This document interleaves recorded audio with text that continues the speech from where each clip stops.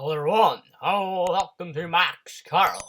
Hit the subscribe button, hit the like. We want to hit 1,000 subscribers by the end of the year. So, 7 things Vince McMahon can do to save the WWE. So, number 7, we have hit the TV in WWE TV. Learn from the Boneyard match and the Firefly Funhouse match. At Wrestling Core, it is 2 or more men are battling each other inside a WWE ring. That will never change, nor should the very heart of professional wrestling, but is bound to hit up the live experience. Without the glorious crowds there, you may as well be watching a Marvel cinematic movie. But yeah, the WWE has been entertainment for a long time through the aspects of the Attitude Era. The television product mashed up aspects from other visual media, from drama to action to comedy to soap opera. While we never want to see WWE take the E or WWE Edge, we wanted to embrace opportunities of the beginning of the television. With its hands force recently just done, the very bits of WrestleMania 36 were undoubtedly with the Firefly Funhouse match, and John Cena and The Fiend, Bray Wyatt, and the Boneyard match between The Undertaker and AJ Styles. The Hardy Boys also did their final deletion on Compound and Impact Wrestling, but theirs is a bit limited. We're not saying you need the most high octane shots or edit it down for a few days, but we just want a good show. Number 2, we have a real women's revolution. A 50-50 split of male and females on WWE TV and pay-per-view. We have had enough of 3 women headlining WrestleMania with offsets of events in Saudi Arabia. And there's not enough talent fan appeal to 50-50 split on WWE TV. Shimmer in the US and Pro Wrestling Eve.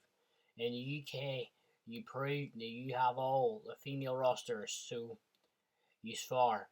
Across the main roster and NXT and NXT UK, there's a wealth of young talent not being properly used. There is more than there is on the indies. Find them, train them, and promote them. Evolution, and Ronda Rousey, Becky Lynch, and Charlotte were great, but they shouldn't be the endpoints of the start and the end of the story. Number 3, axe a lot of titles, aka less is more.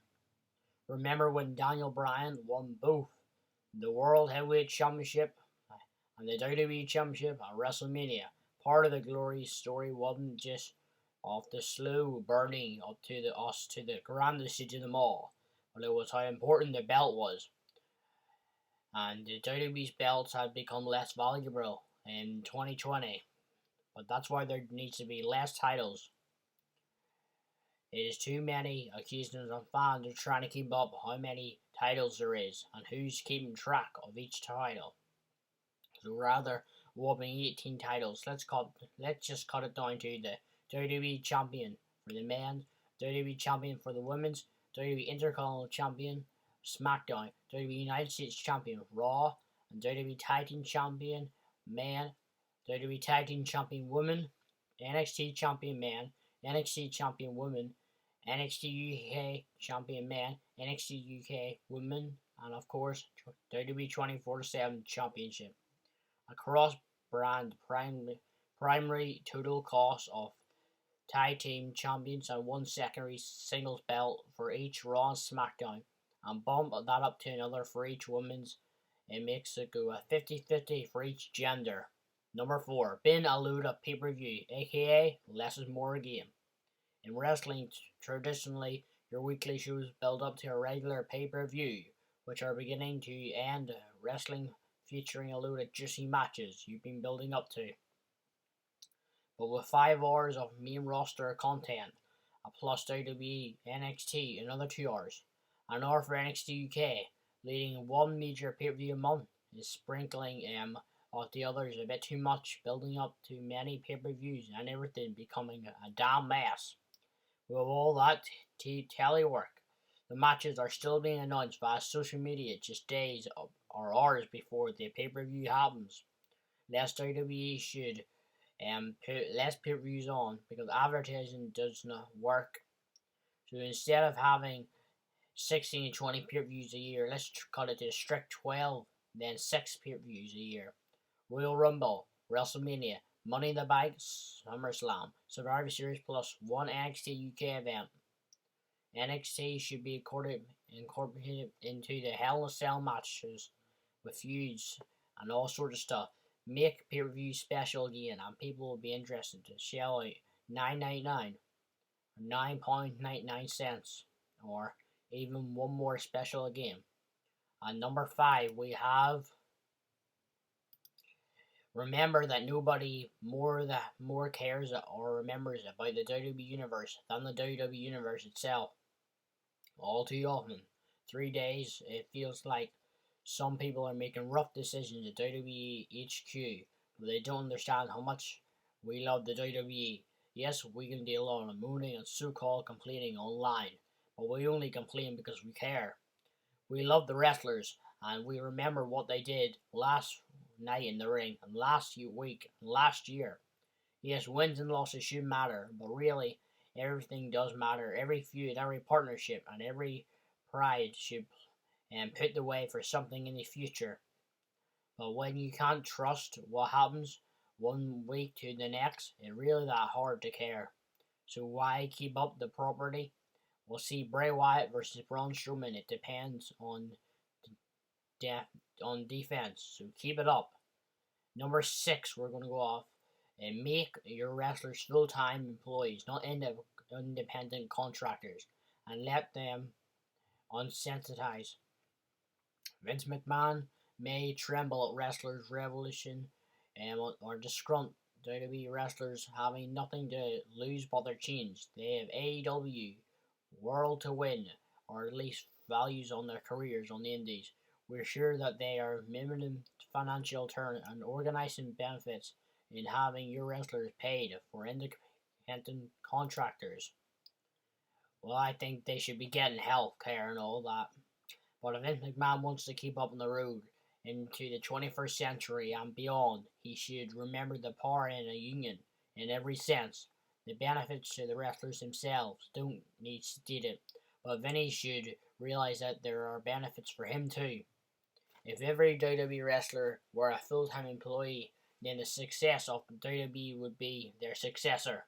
If a union is in the success of their peers, well, then that would be their tears. Number 7. Integrate house shows into the official WWE canon. To the WWE house shows are a regular money maker. The rake in ticket money sell merch effectively, and TV and pay-per-view product. To fans are usually the only way you'll get WWE in your back garden or a recently drive up close. And while they're often great fun, all too many house shows have the air off through the motions. With multiple house shows on a night, the roster is spread too thin and stakes are non-existent. While not saying every house show should be stacked Raw and SmackDown or a pay-per-view, the titles that should be won and lost 6 times a week. We're not a million miles away, but Samoa Joe won the NXT Championship from Finn Balor at a house show, of course, and Rey Mysterio even beat Andrade for the strap back at a house show. So it's already accepted that live events can matter, but will this happen in the long haul? What do you think of all these 7 suggestions for Vince McMahon? I also made a video about WWE's plans in the future for Ronda Rousey. And you can check out my other video about Michael McGillicuddy or Curtis Axel got released from WWE and got let go of his WWE contract. Lots of wrestlers got released on Black Wednesday. We all want to hit 1,000 subscribers by the end of the year. So guys, remember to subscribe for more. Guys, I want you all to help me to get to 1,000 subscribers by the end of the year. Remember to like this video, leave a comment, and subscribe. for more of the Maximaniac. Remember to stay cool.